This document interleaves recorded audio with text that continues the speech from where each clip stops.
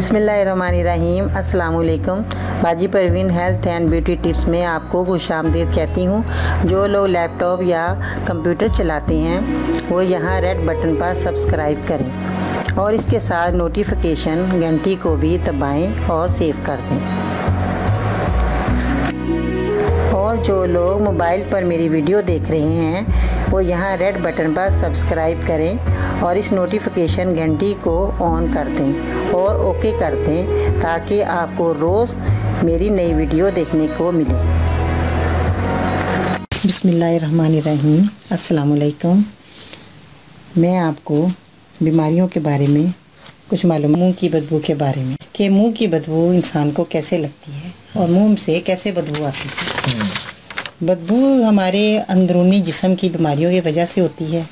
जब हम कोई खाना पीना खाते हैं तो उसकी वजह से वो हमारे मुंह में से मैदे से खारिज होकर हमारे मुंह में आती है, जिसकी वजह से दूसरे को बू महसूस होती है, हम खुद महसूस नहीं कर सकते। इसलिए कि हमें फील ही नहीं होता कि हमारे मुंह से बदबू आ रही है जब तक कि दूसरा कोई ना कहे। दूसरी बात ये है कि आपको सबसे पहले अपने खाने पीने का ख्याल रखना है कि आपके मुंह से बदबू ना आए।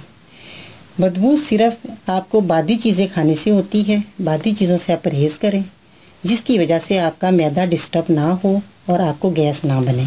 बादी चीज़ों से गैस बनती है, इसी वजह से इंसान के मुंह में बदबू आती है जो दूसरे को नागवार गुजरती है।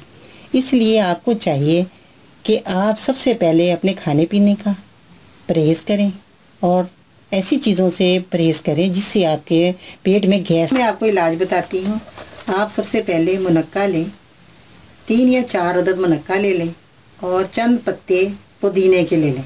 ताज़े पत्ते पुदीने के लेने हैं आपने, ताज़े पत्ते पुदीने के लेने हैं और 1-2 इलायची के तोड़ के दाने डाल दें। उसके अंदर पानी में उबालने के लिए रख दें। तकरीबन आप 2 गिलास पानी में ये सब चीज़ें डालें। उसके बाद जब 1 गिलास पानी रह जाए तो आपने एक घूंट हर खाने के बाद, दोपहर शाम, सुबह दोपहर शाम, हर खाने के बाद आपने ये एक घूंट करके आधा गिलास पानी पी लेना है।